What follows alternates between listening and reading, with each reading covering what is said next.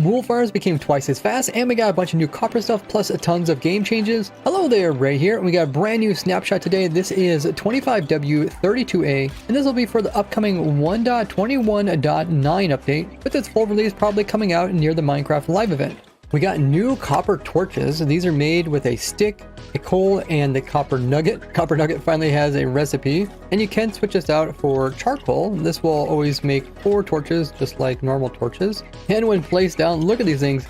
These things are amazing looking. They got this cool green light, as when you burn copper in real life, it does produce a greenish color. And compare them to the normal torches, you can see they're yellow. We also have the soul torches, which are the blue color, and of course we got the redstone torches, which are red, but they did change them. They don't look as much like a torch now, but you can actually see they're putting off the little redstone particles. So we got like yellow, green, red, and blue. So a lot of different colors to choose from for a light source. And let's see how much light they actually put off. Put off a light level of 14, which is the exact same as a normal torch. It would be cool if they gave them slightly less light level, similar to like a soul torch or a redstone torch, just to make them a little bit more unique. But what do you think? And with copper torches, we can use that to craft another new item, which is the copper lantern. This is one copper torch in the center with copper nuggets around it. Once again, we have a use for the copper nuggets, and this will make one lantern. And this is what it looks like. Oh, it has a really cool lighting animation. That's really nice. And if we compare that to the soul lantern as well as the normal lantern, which also have animations, you can see they're exactly the same other than color, but you just notice that this guy actually oxidizes, which is different than the other lanterns. Because it's made of copper, it also has all the different levels that can be oxidized. So besides the nice bright copper color, which you can wax if you want to keep it from changing, there's also the exposed, which is a little bit more pink. Then there's the weathered one, which actually looks really cool. It's almost like the prismarine blocks with the different colors. A little bit more cyan than I would expect, which does remind me a little bit of like camouflage. But then there's also the completely oxidized version, which is really bluish cyan color, which makes the entire thing almost look completely green. That could go really well with different builds. And like other copper stuff, you can always remove layers with the axe or remove the copper with it.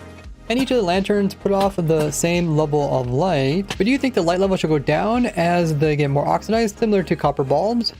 And of course, they could come out with a lantern without having a variation of the chain. And that is, we got copper chains.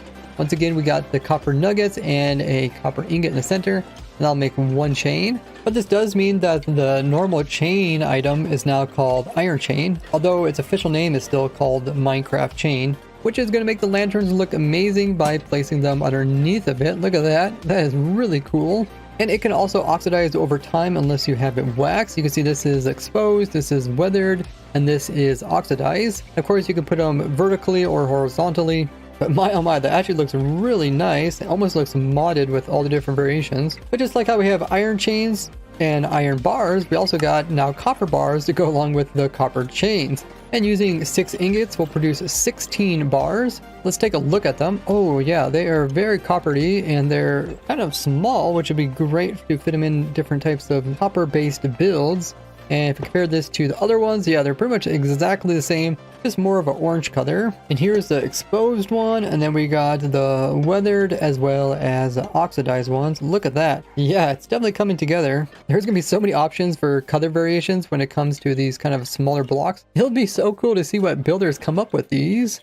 But from a technical aspect, there really isn't any difference between the actual shapes. But it is making so that there is a lot of copper stuff ending up in the game, with there being 4 types and including another 4 when it comes to the wax types. It's crazy to think that copper was just added a few years ago, and now all of a sudden it's taking over the entire game of Minecraft.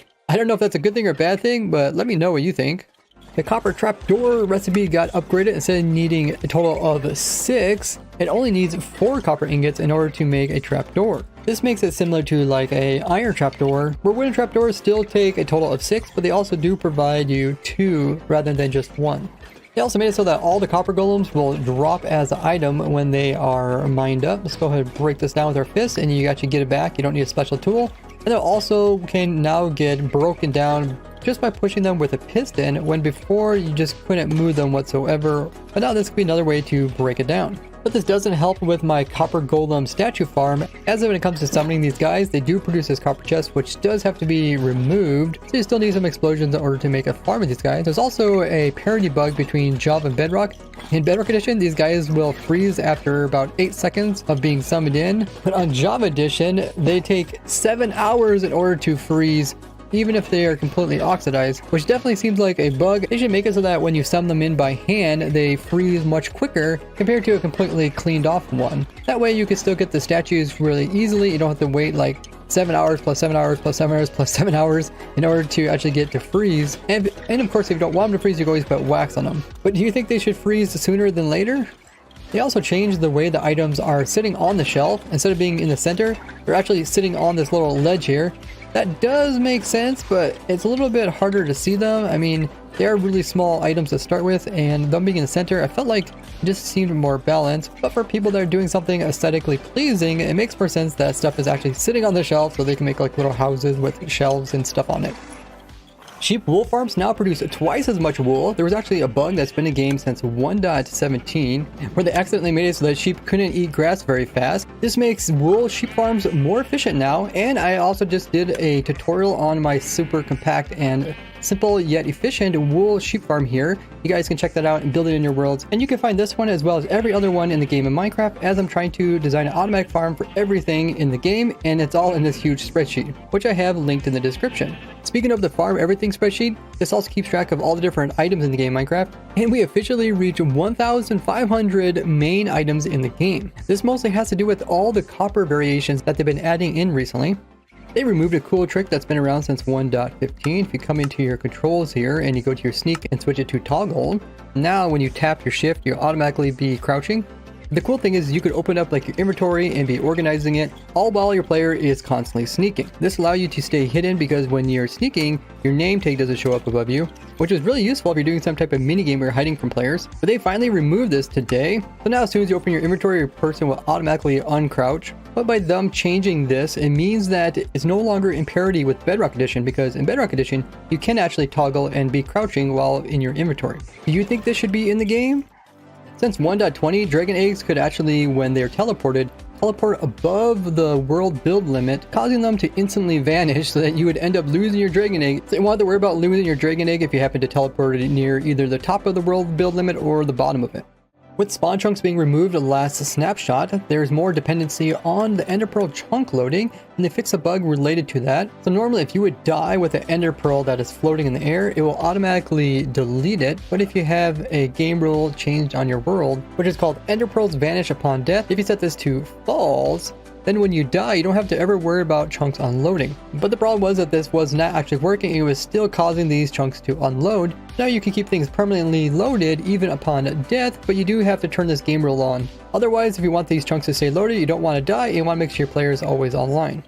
They fixed a bug related to entities moving fast and how they actually detect if they go through something like a portal or through like a piece of string. This is typically how it's done. It's shot from here and goes all the way back here to this block over here in like one game tick, so super fast. But it still needs to check all the blocks in between to see if it actually hits anything, or if it happens to go through something like a portal, it doesn't have a collision but could teleport it. And the way we do this, it was kind of corkscrew checking all these blocks on the way over there. And then they accidentally broke it, so it was end up checking this really weird line here. But then when they try to fix it, they end up breaking it even more, where it end up trying to do this weird check, and it would actually see that it collided with like a wall, but it would still end up going through it. So now it should be back to the corkscrewing checking, which is more precise. This only applies to entities and does not apply to projectiles, which does not fix the bug related to my crazy pearl launcher that can launch players millions of blocks. That's because there's a weird bug. If a pearl goes through another pearl really fast, it will end up just stopping with its forward momentum and end up just getting sent very high and slightly to the side, and then just falls back down again. I made a bug report and I'll link it down in the description, and if you guys upvote it, I'll make this pearl launcher more useful. But I will be doing a video about this anyways, so make sure you're subscribed so you don't miss out on it. They normally only put like one of each type of main redstone component here, like we don't have all the trapdoors shown in this tab. But when doing this, I accidentally added in all the shelf blocks, so now there will be only one here. We also got all these lightning rods, so they need to make it so there's only one lightning rod here. And they should probably do the same thing with the copper bulbs, because the copper bulbs also all act the same no matter how oxidized they are, except when it comes to their light level. But this is the redstone tab, and this is not actually the light tab. There's also other creative tabs where they really need to move some of the stuff to the bottom, like all these paintings, they should be at the very bottom because there's a lot more unique stuff down here, like all these mob heads and this end dimension stuff, that in order to get to, you have to scroll past all this replica stuff. I really like how they did the color tabs where like there's just a tons of repetitive stuff here. And I wish they would do something similar when it comes to the tools and utility tab, because we have all these bundles and they block you from reaching this other stuff that's a little bit lower, when the majority of stuff beyond this is all just kind of repetitive. But what do you think? Do you think I'm just being too picky? He also fixed the problem that there is a desync when entities were holding different things. Like you see this block that the golem's holding is flying all over the place. But this problem affected all different entities, including players, which could have the things in their hands being controlled by other players, which is really strange, but that's all fixed. Last snapshot, the villagers were kind of funny. They're missing different layers of their skin, but now they'll be back to normal. We also got several fixes to the new F3 menu, but if you still notice any problems, make sure to make a bug report on it. There was a strange bug that was accidentally introduced when you would pause the menu, when it actually paused the game. This would cause you to lose like duration while flying with your elytra, drown while you're in water, freeze in powder snow, and catch fire while you're on a strider. Also, you no longer crash the game while interacting with blocks that have NBT data. I opened my testing server up to all my viewers so you guys can join me as we play around with all these new things, and I will be live streaming it for about 5 hours after this video goes live. So I'll see all you guys over there. Bye bye!